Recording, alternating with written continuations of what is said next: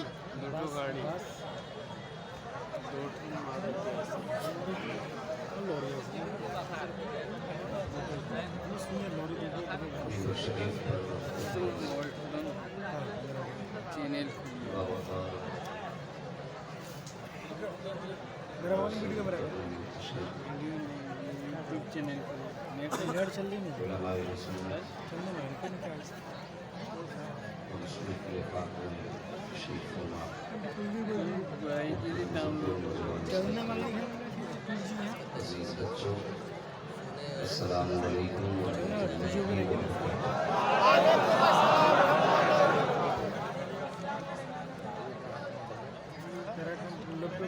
اللہ والصلاة والسلام على رسوله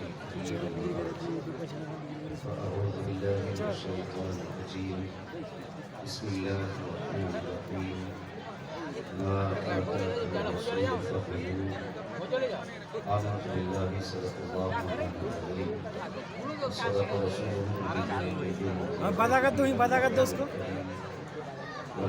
آپ تو وہیں چلا جاتے والحمد لله رب العالمين یا خدا رب جناب مصطفیٰ ہدایت یا رسول اللہ حضرت خدا ہدایت یا شہید کربلا یا غافر کربلا خدا شہزادہ دل کی خدا ہدایت غوث اعظم و نبی بیسر اسامہ مدد قبلہ یقین مدد کعبہ ایمان مدد بگرداب بلا افتاد کشتی مدد کن یا معین الدین چشتی قادری النار الى غوث اعظم زمین کنز الشیخ احمد رضا خان قطب عالم زمین بلغ العلا بکماله کشف الدجا في جماله وسنت جمیل بخصاله صلو علیہ بقاله کرو تیرے نام کجی فدا بسے کجی تو جہاں فدا وہ جہاں سے بھی نہیں جی بھرا کروں کیا کرو وہ جہاں نہیں جس کو اپنے نبی سے جتنی محبت خدا رہا ہے کوشش کریں اپنی آواز کے ساتھ رسول اور آل رسول کی بارگاہ میں درود و سلام کی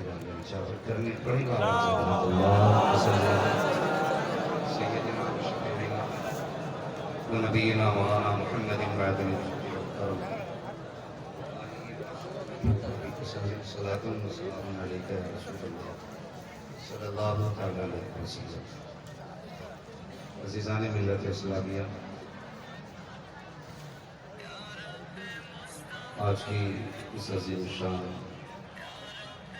محفل کا نام تاجدار مدینہ کانفرنس فرمائشیں لوگوں نے کئی ساری اپنی کی ہیں تو ساری فرمائشیں بیان کرنے لگے تو انترے چاہیے کئی اور نقیب اہل سنت نے پابند وقت کر دیا ہے انشاءاللہ کوشش کروں گا اپنے وقت کے اندر ہی رہ کے اپنے بات کر جاؤں خیریت ہیں آپ لوگ اللہ سلامت رکھے میں اس شعر سے گفتگو کا آغاز کروں اے عشق تیرے سجدے جلنے سے چھٹے سستے انشاءاللہ کوشش کروں گا کہ پوری گفتگو اسی شعر کے دائیں بائیں کروں اے عشق تیرے سجدے جلنے سے چھٹے سستے جو آگ بجھا دے گی وہ آگ لگائے زمانہ محو حیرت ہے کہ آخر ان بریلویوں کو ہوا کیا ہے کہ ان کے عشق کا بخار کتنے نمبر پہ جاتا ہے، بخار بھی 104 پہ دم توڑ دیتا ہے، مگر ہمارے عشق کے بخار کی کوئی حد ہی نہیں ہے، حد ہی نہیں ہے۔ اور شکر ہے رب کا کہ اس نے ہماری جماعت میں عالموں کے ساتھ ساتھ عاشق بھی پیدا کیے، عاشق بھی پیدا کیے ہیں۔ اس کی ایک وجہ ہے، اپنی پہلے اس کانفرنس کا نام دیکھیں، تاجدار مدینہ۔ اتنے عاشق میرے سامنے بیٹھے ہوئے، مجھے نہیں پتا کس کے عشق کی سوئی کس جگہ ہے، مجھے نہیں معلوم کہ کس کے عشق کی سوئی کہاں ہے، لیکن اتنا پتا ہے کہ جس نے اس محفل کا نام رکھا ہے وہ ہمارے دلوں کی دھڑکن بن گئی۔ دنیا سرکار مجاہد ملت کے نام سے، لیکن دیوانے کی نظروں کو جہاں دیکھ رہا ہے، دیوانہ خدا جانے کہاں دیکھ رہا ہے۔ اس محفل کا نام تاجدار دو عالم بھی ہو سکتا تھا، رحمت دو عالم بھی ہو سکتا تھا، لیکن تاجدار مدینہ ہی کیوں رکھا گیا؟ میں اپنے علم کے مطابق جہاں تک میں نے بزرگوں کی جوتیاں اٹھا کر کے سیکھا ہے، بس میں کوشش کرتا ہوں کہ اپنے مجاہد ملت کی فکر آپ کے سامنے رکھ سکوں۔ کتنے لوگ یہاں ایسے ہیں جس کا دل مدینے کی یاد میں دھڑکتا نہ ہو، ہر دل مدینے کی یاد میں دھڑکتا ہے، ہر آنکھ اس کے خیال میں ہوتی ہے، ہر جسم کروٹیں بدلتا ہے، کسی دن تو مصطفیٰ کے شہر میں حاضری ہو، مگر سنیں شہر مکہ شریف کی، شہر مدینہ شریف کی، بریلی شریف سے آواز آتی ہے، طیبہ نہ صحیح افضل، مکہ بھی بڑا ظاہر، ہم عشق کے بندے میں کیوں بات بڑھائی ہے، ہم عشق کے بندے میں کیوں بات بڑھائی ہے۔ جب عاشق تذکرہ کرتا ہے نا تو صرف مرکز عشق کی بات چھڑا کرتا ہے، اور عاشقوں کا مرکز عشق مصطفیٰ کا مدینہ شریف ہے، مصطفیٰ کا مدینہ شریف ہے۔ اور جب ہم نے شہر مدینہ پہ غور کیا، آخر شہر کے بڑے بڑے خوبصورت ہیں، بڑے بڑے حسین شہر ہیں، لیکن کسی کو کسی شہر سے عشق نہیں ہوتا۔ یہ صرف مصطفیٰ کا شہر ہے جس کے عشق میں لوگ دیواروں سے لپٹ کے رویا کرتے ہیں، یہ صرف مصطفیٰ کا شہر ہے جس کی محبت میں لوگ دیواروں سے لپٹ کے رویا کرتے ہیں۔ سنو، اس شہر سے پیار کیوں نہ ہو، ہر شہر کسی نہ کسی وجہ سے پہچانا گیا، اور اس کی آبادی کی وجہ ظاہری طور پر نظر آئی، لیکن مصطفیٰ کا وہ شہر ہے مدینہ جس کی بنیاد ہی عشق پہ رکھی ہے۔ مدینہ شریف وہ شہر ہے جس کو آباد ہی عشق کی بنیاد پہ کیا گیا ہے۔ آؤ اپنے مدینے کی تاریخ سنو، مصطفیٰ کے مدینے کی آبادی سے، یعنی جب یہاں کوئی زمین پہ گھر نہیں تھا، کوئی شہر نہیں تھا، کوئی بستی نہیں تھی، اس وقت 1000 سال پہلے اس سے ایک بادشاہ ہوا ہے، نام تھا تبہ حمیری، بڑا پاورفل بادشاہ، اور مزاج تھا اس کا کہ میں شہروں کو فتح کروں، اور ایک سودا اس کے دماغ میں تھا کہ میں شہروں کو فتح کروں گا یہاں تک کہ پوری دنیا پہ حکومت قائم کروں گا۔ وہ شہر فتح کرتا گیا، اور اس کی پاور اتنی تھی جب کسی شہر کے پاس پڑاؤ ڈالتا تو لوگ اپنے شہر کی چابیاں اس کے حوالے کر دیتے تھے۔ وہ جانتے تھے کہ اس سے مقابلہ نہیں کیا جا سکتا۔ وہ شہر فتح کرتے کرتے مکہ شریف پہنچ گیا۔ سننا مصطفیٰ کے مدینے کی تاریخ ہے۔ فتح کرتے کرتے مکہ شریف پہنچا، اور شہر مکہ کے باہر جا کے اس نے پڑاؤ ڈالا۔ جب مکہ شریف کے باہر پڑاؤ ڈالا، ایک دن گزر گیا، کوئی نہیں آیا، 2 دن گزر گئے، کوئی نہیں آیا، 3 دن گزر گئے، کوئی نہیں آیا۔ لوگوں سے کہنے لگا اپنے مشیروں سے، یار جس شہر سے گزرے ہیں لوگوں نے بنا مقابلہ کیے چابیاں دے دی، یہ کس شہر کے پاس آگے پڑاؤ ڈالا ہے کہ 3 دن گزر گئے، کوئی پرسان حال نہیں ہے کہ ان شہر والوں کو مجھ سے ڈر نہیں لگتا؟ کسی نے کہا تو نہیں جانتا بادشاہ، اس شہر کو مکہ شریف کہا جاتا ہے، اور جو مانتے ہیں کہ اس میں خدا کا گھر ہے، اس شہر کے رہنے والے خدا کے سوا کسی سے نہیں ڈرا کرتے ہیں۔ تو ابا حمیری نے کہا تھا اگر اس شہر میں بننے والے گھر ہی کو گرا دیا جائے تو تب تو یہ لوگ ڈریں گے۔ تو جو اس کے ساتھ کم عقل وزیر تھے کہنے لگے اچھی سوچے بادشاہ، اس مکہ شریف میں جو خدا کا گھر ہے اسے گرا تو پھر یہ ڈرنے لگیں گے۔ اس نے جیسی گرانے کا ارادہ کیا سر میں درد شروع ہوا۔ جب سر میں درد شروع ہوا، ایک دن درد رہا، 2 دن درد رہا، 3 دن درد رہا، 7 دن ہو گئے درد ہوتے ہوتے۔ ہر طرح کے طبیب نے علاج کیا، ہر طرح کے حکیم نے علاج کیا، جو اس کی جماعت میں پڑھنے پھونکنے والے تھے انہوں نے دم درود کیا، لیکن کوئی شفا نہ ملی۔ پھر آخر کار تھک گیا، اس نے اپنی جماعت کے بڑے بڑے علماء کو بلایا، کہا پتا تو کرو میرے سر میں درد کیوں ہے۔ جب بڑے بڑے علماء سر جوڑ کر کے بیٹھے، انہوں نے کہا بادشاہ سر بتانا۔ کہا کون سی بات؟ کہ اس بستی میں، اس شہر کے اندر جو گھر ہے، کہ تیرے ذہن میں اسے گرانے کا خیال تو نہیں آیا تھا؟ اس نے کہا ہاں خیال تو آیا تھا۔ کہا بس کر، اب کسی دوا کی ضرورت نہیں ہے، اگر شفا چاہتا ہے تو ارادہ بدل دے، اس گھر کو توڑنے کا ارادہ بدل دے۔ کا نتیجہ کیا ہوگا کہ جو بیماری تیری دواؤں سے نہیں جا رہی ہے اس کا احترام دل میں بسا دے۔ خدا کی قسم تیری عمر بھی بڑھا دی جائے گی، تجھ کو شفا بھی دے دی جائے گی۔ اللہ اکبر یا رسول اللہ، زندہ باد زندہ باد زندہ باد یا رسول اللہ۔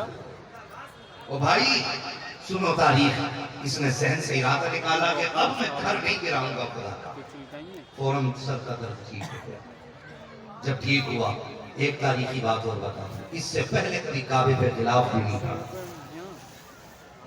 اس سے پہلے کبھی کعبے پہ غلاف بھی نہیں پڑا تھا۔ اس کے دل میں آیا چلو اس گھر کو چل کے دیکھو۔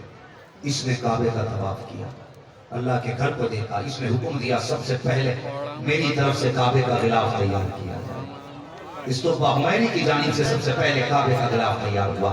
پھر اس کے بعد طواف کر کے یہ واپس جانے لگا۔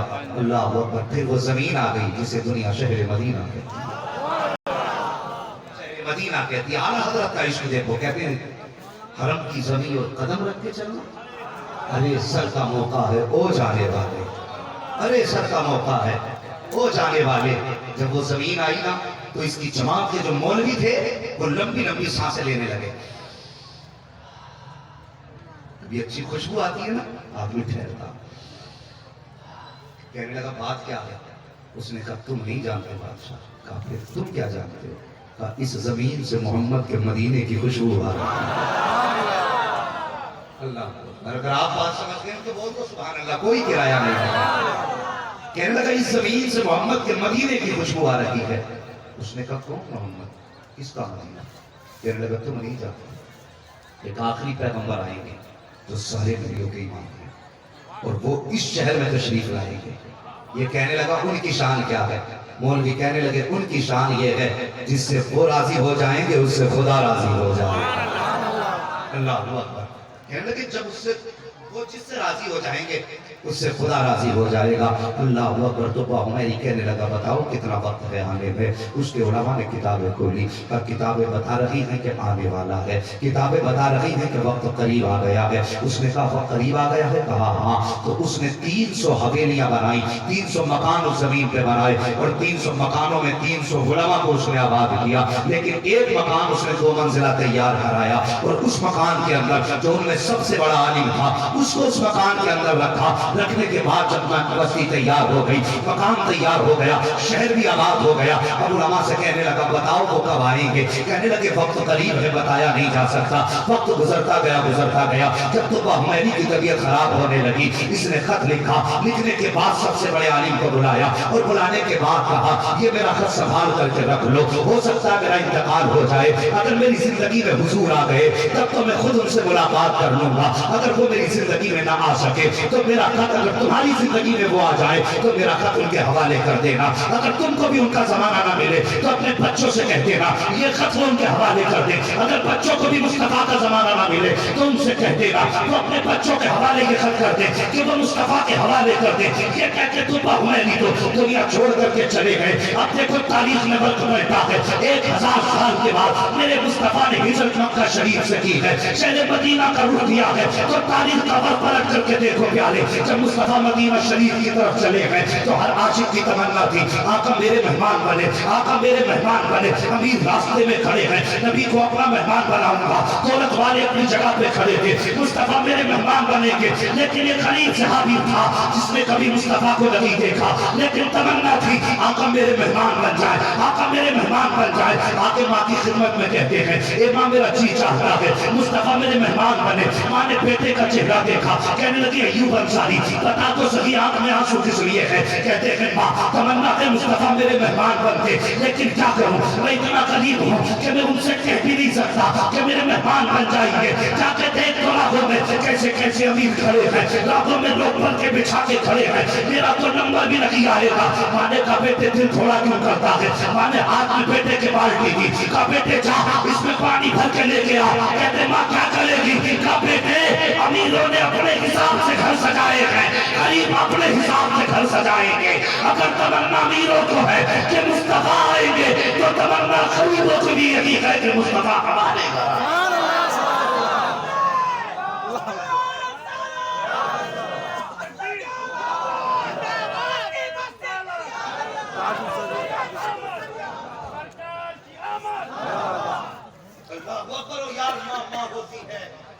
कभी भटक जाया करो तो माँ के कदमों में आके बैठा करो।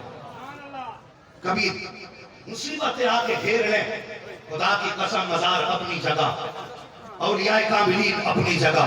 मुसीबत आ जाए ना तो तेरे घर में तेरा सबसे बड़ा वली तेरा बाप है, तेरा सबसे बड़ा वली तेरा बाप है।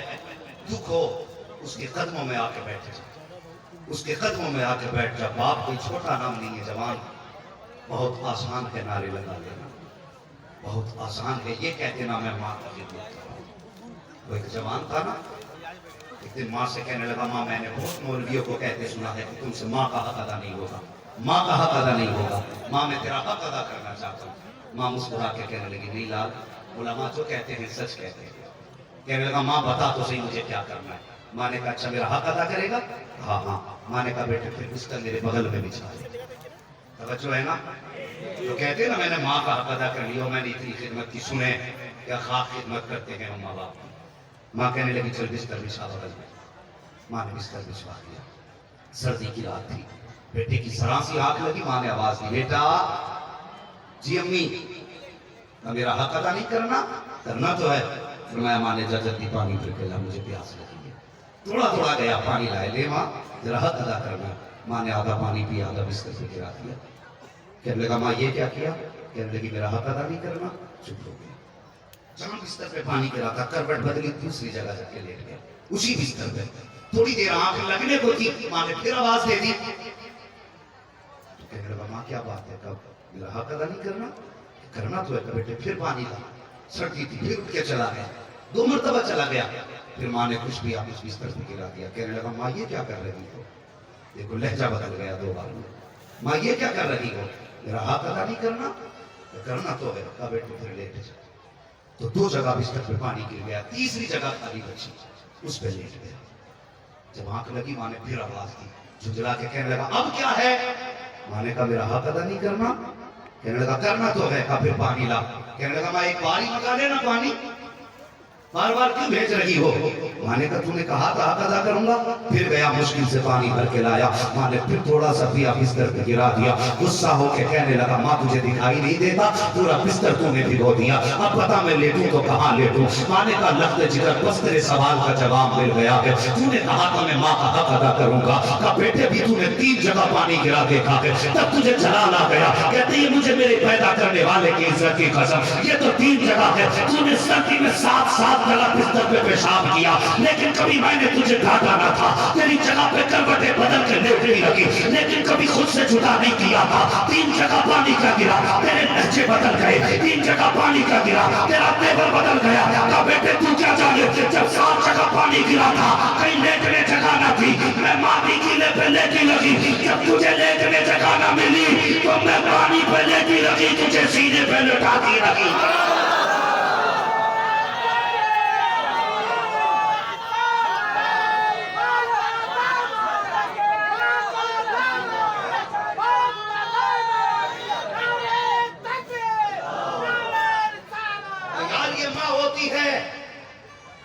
اور خدا کی قسم یہ مت سمجھ کہ ماں رابعہ بصریہ ہوگی تبھی دعا قبول ہوگی.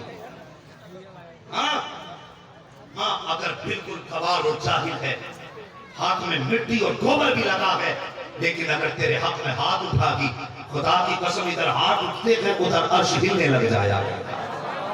رب فرماتا عرش کیوں ہل رہا ہے؟ کہتا مالک دیکھ ایک ماں نے ہاتھ اٹھا دیے ہیں. تو کیا چاہتا ہے؟ کہتا میں تب تک ہلوں گا جب تک ماں کی بات سنی نہیں جائے گی.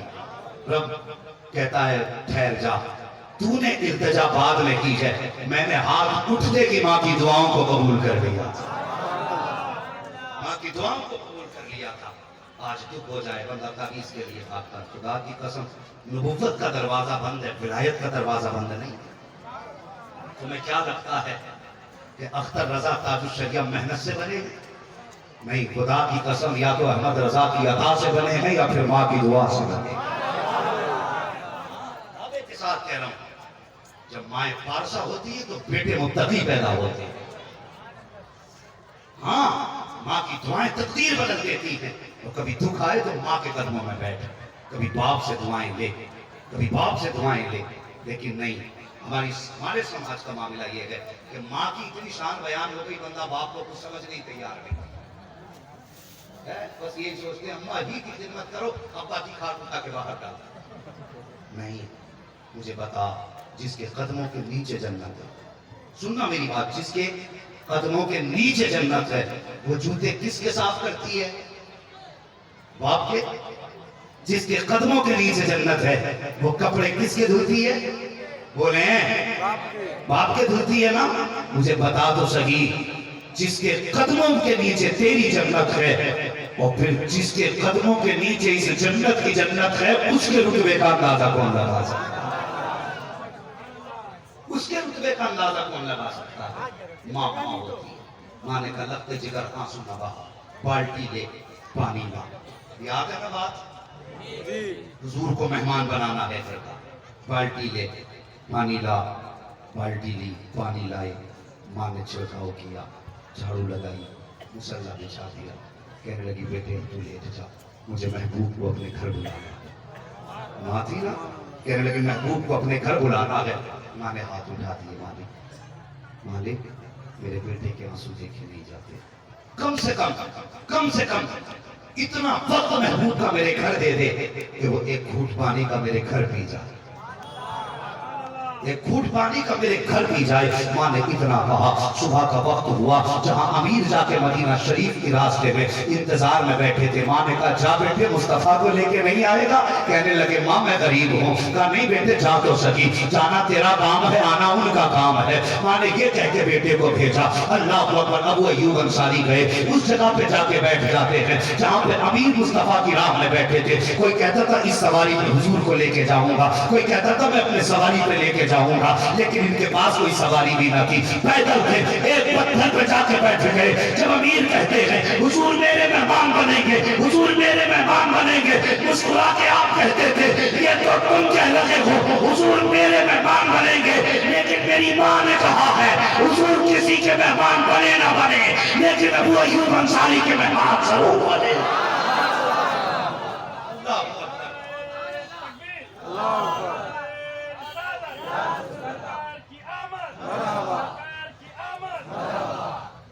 اللہ اکبر. جا کے بیٹھ گئے. بڑی تیزی سے سفر کو آگے بڑھاؤں. جا کر کے بیٹھے، حضور کی سواری آئی. امیر کہنے لگے میرے مہمان بننا ہے، میرا مہمان بننا ہے. رب نے جبریل کو بھیجا کہ محبوب سے جا کے کہہ دو محبوب فیصلہ سواری پہ چھوڑ دو. اب کسی کے بلانے پہ نہیں جانا ہے، فیصلہ سواری پہ چھوڑا جا رہا ہے. اللہ اکبر. حضور کی جو سواری ہے وہ چکر لگاتی ہے، ابو ایوب انصاری کے دروازے پہ بیٹھ جاتی ہے. پھر چکر لگاتی ہے، پھر دروازے پہ آ کر کے بیٹھ جاتی ہے. 3 مرتبہ حضور کی سواری کو چلایا گیا. تینوں مرتبہ ابو ایوب انصاری کے دروازے پہ آ کے سواری بیٹھ جاتی ہے. جب سواری بیٹھی ہے دروازے پہ دستک ہو جاتی ہے. اندر سے وہ ایوب انصاری دوڑ کے آتے ہیں. کیا بات ہے؟ تو کہتے ہیں مبارک ہو جو تم عرش کے مہمان بنے تھے، آج وہ تیرے مہمان بن گئے ہیں. ابو ایوب انصاری قدموں میں پھستے جا رہے ہیں. حضور اندر تشریف لائے ہیں. ابو ایوب انصاری کی امی نے پانی کا پیالہ پیش کیا. محبوب صرف 2 گھونٹ پی جائیے، ہمارے مقدر کا ستارہ چمک جائے گا. جیسے آپ نے ہاتھ میں پانی کا پیالہ لیا، جبریل امین آ گئے. محبوب صرف 2 گھونٹ پانی کے نہیں پینے ہیں بلکہ کہ یہاں پہ زندگی کے دن گزارنے ہیں.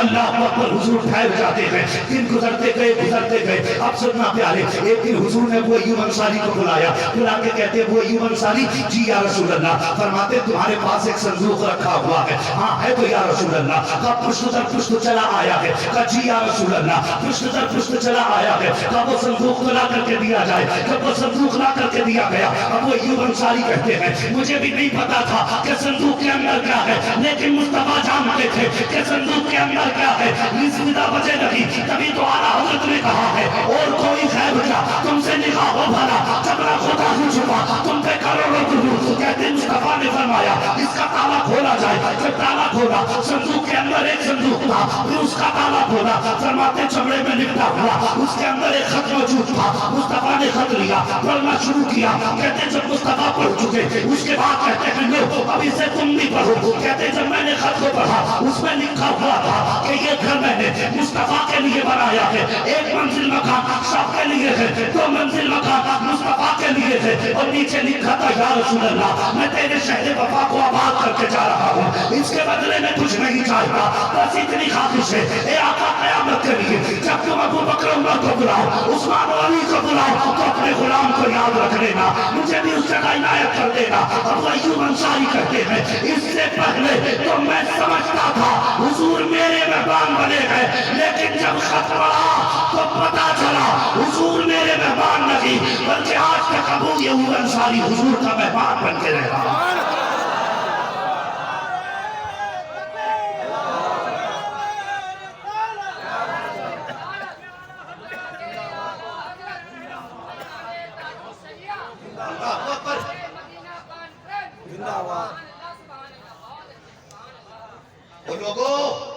یہ مصطفیٰ کا شہر ہے جس کی بنیاد ہی عشق پہ رکھی گئی ہے. اس کی بنیاد عشق پہ رکھی گئی, تبھی تو لوگ اس کے عاشق ہیں. جس نے نہیں دیکھا وہ بھی روتا ہے, جس نے دیکھ لیا وہ بھی روتا ہے. اور دیکھنے کے بعد جب اعلیٰ حضرت سرکار حج کر کے واپس آئے تو دن کو بھی روتے تھے, رات کو بھی روتے تھے. بیوی کہتی تھی حضرت جی کیا بات ہے, ہمیشہ روتے رہتے ہو.